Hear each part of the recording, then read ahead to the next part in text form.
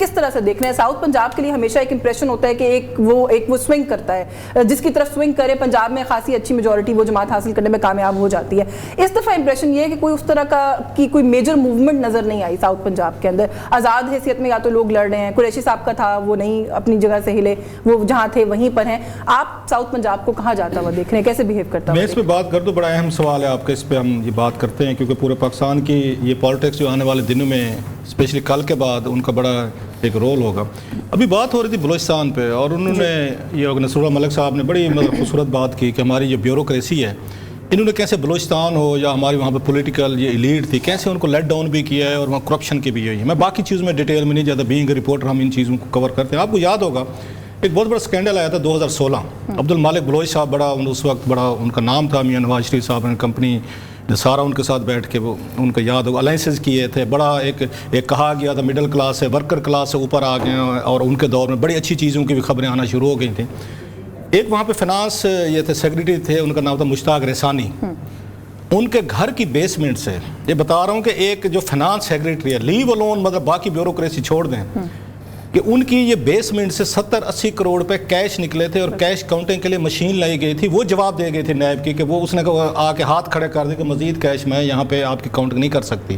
اور جب ان کی پلی بارگین ہوئی، گرفتاری ہوئی، تو نیب نے کہا جی 3 بلین روپیز دیں، تو وہ 3 بلین روپیز بھی دینے کو تیار ہو گئے تھے. ایک آپ کا finance secretary of a province, جس کے بارے میں ہم یہ کہتے ہیں ہمیشہ، مطلب ہمارے ایک پنجاب میں یا اسلام آباد میں گلٹ پہ جاتے ہیں کہ شاید ان کو پراپر ان کو ریسورسز نہیں دیے، پیسے نہیں دیے، اور بلوچستان کو جو شیئر ملتا ہے اس کو وہ یہ ٹرانسفر نہیں ہوتا. یا اسلام آباد کا سی ڈی اے کا جو بجٹ ہے تو وہ پورے بلوچستان سے مطلب بڑا بجٹ ہے. یہ ہمارے ہاں یہ چیزیں تھیں اور بالکل ٹرو تھیں.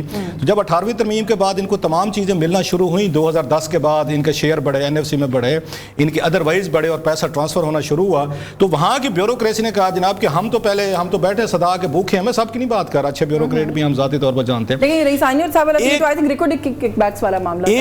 ایک اس میں جو کیش تھا، ریکوڈیک والے کوئی کیش نہیں دیتے ہوتے، ویسے وہ بیرون ملک ٹرانسفر کرتے ہوتے ہیں. مطلب ریکوڈیک سے مراد میری انٹرنیشنل میں ان کمپنیز کی بات کروں، ناٹ ٹو ریکوڈیک کی اسپیشل نہیں بات کر رہا. وہ جو پیسہ ہوتا ہے وہ آپ کو فارن کرنسی اکاؤنٹ میں جاتا ہے، وہ دبئی جائے گا، لندن جائے گا، وہ جنیوا جائے گا، وہ لوکل کرنسی میں نہیں دیتے. حالانکہ ان کی بیسمنٹ سے جو پیسے نکلے تھے، 2-4 مزے کی چیزیں نکلی تھیں.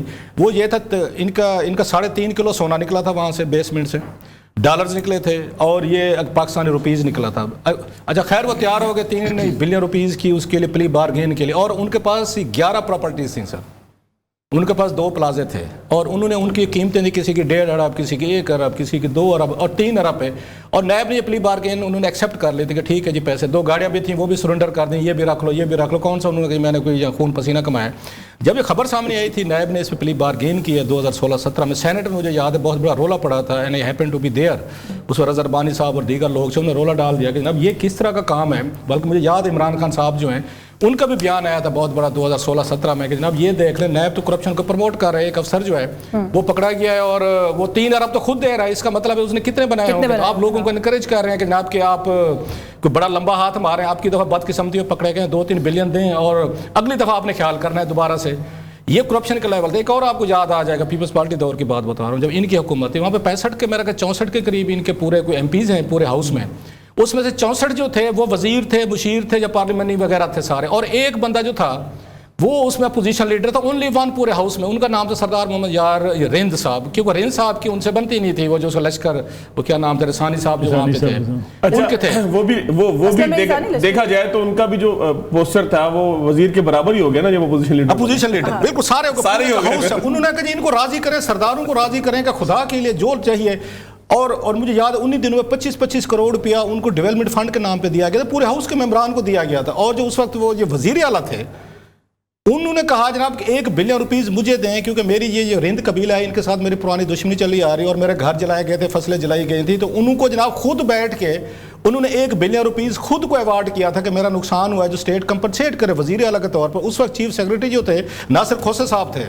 انہوں نے رجسٹ کیا، انہوں نے کہا بھائی صاحب یہ آپ کو کیسے ہم یہ پیسے دے سکتے ہیں، چیزیں کر سکتے ہیں. سو یہاں پہ بڑی اور انہوں نے لیا. انہوں نے بعد میں انہوں نے کہا چلیں جی کہ 15 کروڑ کم کر لیں، 1 بلین نہیں تو 90 کروڑ دے دیں. اور انہوں نے پیسے لیے، اتنی بڑی تعداد میں پیسہ گیا ہے. جناب مشرف دور میں، ساری یہ بات تھوڑی سی لمبی ہو رہی ہے لیکن لوگوں کو سمجھ آنی چاہیے کہ یہاں پہ कितना पैसा गया उनके दौर में 10-15 ये बिलियन अगर रुपीज़ लगा के मुशर्रफ दौर में ये जो इनके ये ट्राइबल एरियाज थे उनको शहरी उस एरियाज में उन्होंने कन्वर्ट किया जी। इस पे UNDP इंटरनेशनल बड़ी फंडिंग हुई कि जो आपके लॉलेस वाले आपके एरियाज हैं उनको वापस लेकर आए हैं। इसमें उनको वहाँ थाना बनाए, कचहरी बनाए, वहाँ पे पंचायत सिस्टम, जिरगे सिस्टम या सरकारी सिस्टम को थोड़ी सी उन्होंने ज़रब देने की कोशिश की कि इसको थोड़ा चेक किया जाए। इसके बाद जो ही पीपल्स पार्टी है 10-15 बिलियन रुपीज़ का था, उन्होंने पहला काम क्या किया, उन्होंने रिवर्स किए। और जो उनके जो खालसादार थे जिनको सैलरीज मिलती थी, बाद में जिनको पुलिस के उनको बना दिया गया कि आप एक अलहदा पुलिस फोर्स हैं, और जिनको चेक के जरिए तनख्वाहें जाना शुरू हो गई मुलाजमीन को, उन्होंने पहली शर्त ये रखी हुकूमत बनाने के लिए कि जो कुछ हुई थी रिफॉर्म्स इनको रिवर्स करें और इनकी तनख्वाहें सरदारों ने कहा हमें आएंगी, हम इनको देंगे। इन्होंने 10-15 या बिलियन रुपीस लगा के सारे रिफॉर्म्स वापस की, थाने कचहरी ख़त्म किए और सरदारों को डायरेक्ट उन्होंने पैसा कैश में देना शुरू किया। और वो उनके मुलाजिम रहे, वो उनके वफादार रहे, ना कि स्टेट के वफादार रहे। ये सिलसिला आज तक चल रहा है। सो ये सारी चीज़ें हमने यहाँ से बैठ कर कहीं, अच्छा अब इस्लामाबाद लाहौर को छोड़ दें, चलो यहाँ भी इतने सके नहीं लगे इसके लगते बलोचिस्तान को। जब बलोचिस्तान की तरक्की की बात होगी, व्हाट अबाउट दोज पीपल जो उनके अपने लोग हैं, जो उनके अपने सरदार हैं, जो उनके अपने पॉलिटिशियंस हैं, कि उन लोगों ने इनकी उसकी तरक्की के लिए आके कुछ करने की कोशिश नहीं की। हम पे ब्लेम जरूर रखें, मतलब वो डिजर्व कि बलोचिस्तान को वो शेयर नहीं मिला पैसों का जो मिलना चाहिए।